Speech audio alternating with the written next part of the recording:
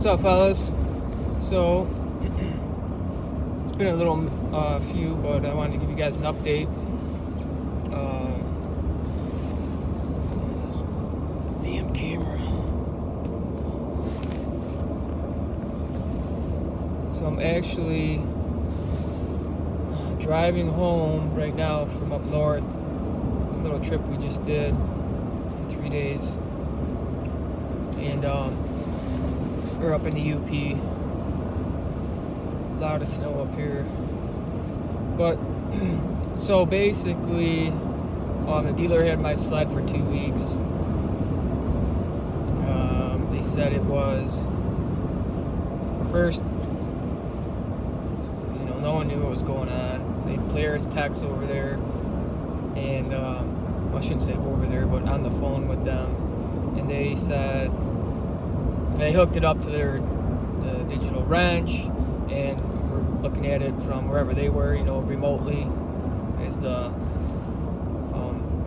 dealer technicians had their computer plugged into the machine, and they said there was a miscommunication somewhere between the ECU and the PIDD gauge. So he tried a bunch of different things, and nothing was working. So then my dealer even tried putting a new PIDD gauge in from a machine in a crate. He just took the gauge out, hooked it up, and when he started the sled, it did the same thing.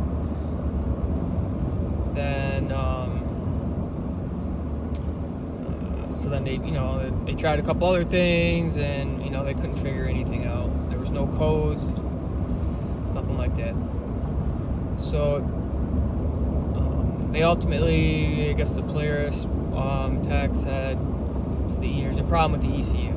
So they overnighted an ECU, which that didn't happen till last Friday. Not last Friday, 2 Fridays ago. Therefore, they weren't going to he wasn't going to show up to ball equipment until maybe Monday, Tuesday, being it was the weekend. And so it came on Tuesday. They hooked it up. I'm sorry. They received it on Monday. The tech hooked it up. And then I got a call from their service department saying my sled was ready. I was like, oh, sweet. That was cool. Okay, they must have got it taken care of. So I called before going there because I wanted to talk to the mechanic who's been doing all the work. And he's a real nice guy. He's trying real hard to get it going for me. And said, he goes, man, he's like, I don't know. He goes, I thought we had it. He goes, but the powertrain thing still showing up. I'm like, what?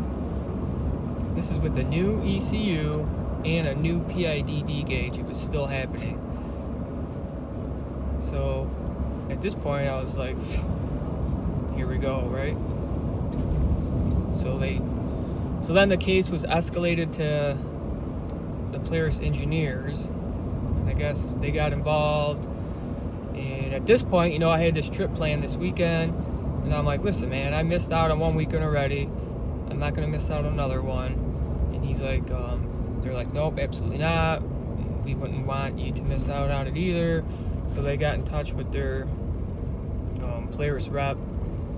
And, they all had a big meeting on like Friday morning that if my sled wasn't ready before I left, that they were going to get me a sled to ride, one of their demos or something. Bust one out of the crate, which was awesome. Even though it's a new sled and could be almost the same thing as mine in a sense, it's not going to be an XCR, but maybe an Indy 850 XC, still an awesome sled. But you know how that is; it's just not yours, right? So I was like, all right, that's cool. Whatever. I have my backup sled, I guess, my Arctic Cat 6000, which I would probably rather just take that up, being it's my sled. I know it, instead of going through the hassle of just going through the whole demo thing, and then that sled's in break-in mode still, or whatever.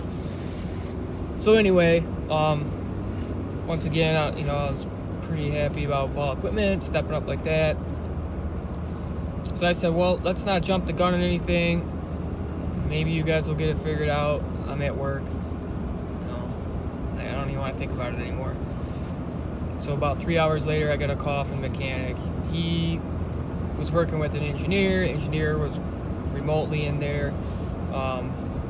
And I guess he like recoded everything. Like went through all the part, like the oil pump, everything has a part number, and I guess it's all coded to that ECU, and he went through and did everything, and everything disappeared on the gauge, and it was exactly how it was supposed to be.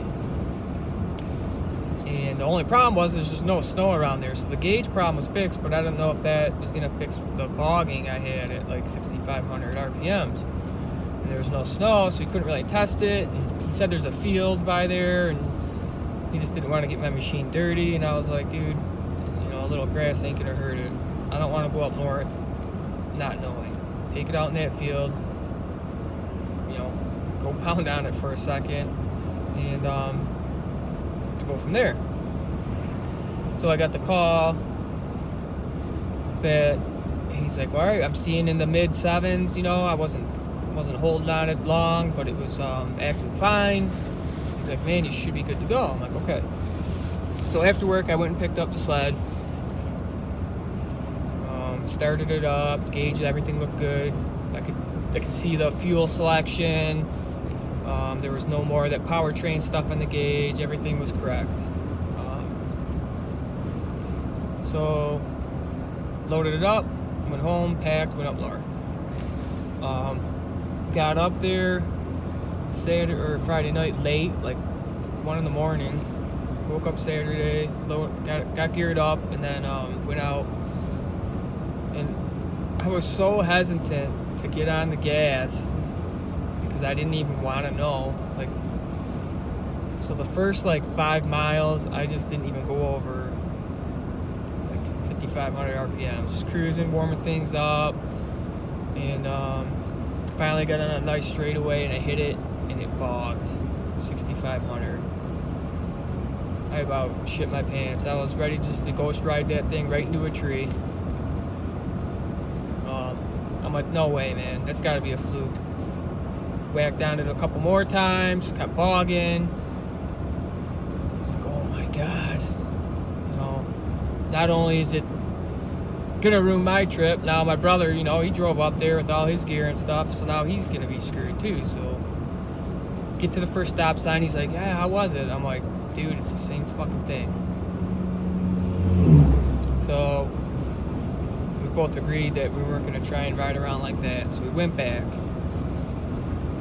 So then I'm like, I don't know, man, I'm gonna just go take it out for a second, and I'll hit some local trails right by the cabin and just go pound on it or something. So I went and just kind of trying everything I could, just holding it wide open, on and off, and then it all of a sudden it took off. Shot up to about 7,600 RPMs. I hit 92, 93 mile an hour. I was like, oh, all right, now we're talking, all right. But it wouldn't do it every time. So it's it was encouraging, but at the same time, not. So it was like, fuck, is it getting better? What's going on here? So I kept riding, kind of doing the same thing. So I went back and I told him, I'm like, man, it's 50-50. When I pin it, it's either gonna go or it's gonna bog. I'm like, but at this point, I don't want to ruin another trip. Let's just try and ride it. So we went for a ride. We picked a spot that wasn't too far to grab some lunch, about 35 miles. And it did the same thing the whole way. It was either going to bog or it wasn't. If it was bogging and I let off, and then I would hit the throttle about 3-4 times, and all of a sudden it would take off. So as sucky as that was, I was actually pleased that's how sad it is. I was actually pleased at that situation, that every once in a while I could get full power.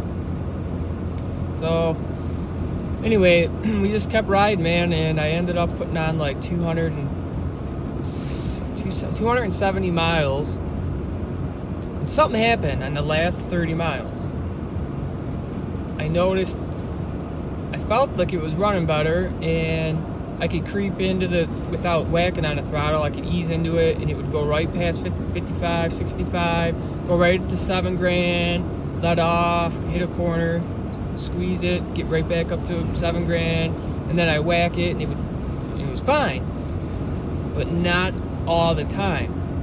So it still wasn't like confident it was gonna work perfectly, but it was getting better. So I'm like, it's like almost like now I back up a little bit. So they put a new ECU in my machine, so it's thinking it's in, you know, I had to go through braking mode again, basically. Sled doesn't know. So I'm thinking, oh, okay, it's probably gotta go through braking mode again, but I just don't recall braking mode being boggy like that and on my previous Sled. And people I've talked to said that they had like 2-3 bogs, and then it was fine the whole time. Well, I mean, this thing bogged for 200 miles. So is it getting better and it's coming out of braking mode, or is there still an underlying issue with my stone wheel? You know, I don't know anymore. I'm sick of going to the dealer. I took a little video of that, and I'll post it along with this one. I can't tie it together. I'm just driving home from up north, so there's just a couple raw videos, but I'll post this, and then I'll post the video I took of the bogging issue. And maybe you guys know something I don't. Like I said, I texted because the dealer was pretty concerned, you know, they sending me up here. They're nervous too, but thinking it was going to be okay. So I texted him yesterday, and I was like, listen, man, I still have maybe an issue. I sent him the video, and he's like, you know, he's just like, shit, he feels really bad.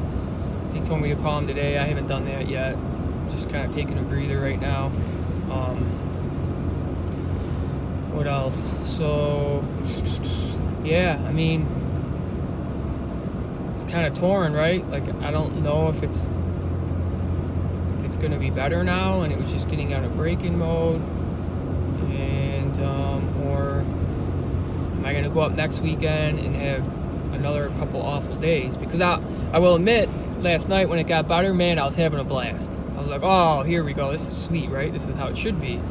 And the trails were nice, and I was able to rip pretty good. But then there's a few times, you know, I pinned it and it would bog. I would say the last 35 miles, it only bogged maybe twice, where before it would have bogged the whole time. So it was like, I really think, but unfortunately it was getting late, and we were going home this morning, so I wanted to keep riding just to see if it would keep getting better. According to the ECU, I have 9 hours on the new ECU, and I think braking, it's 2 hours on the gas, 2 hours of extra gas over 5,500 RPM starts the countdown, and then I think it's correct me if I'm wrong, I haven't looked at the book in a minute, it's like maybe 11 hours of extra oil. So if I'm accurate with that number, I don't know. It's still probably on the extra oil part of it, but I just don't recall anything about the braking having any kind of bog or limited power, like, so that whole thing's I'm just not understanding. But I am pretty new to Polaris, so the information I'm getting from everyone else says that's not the case.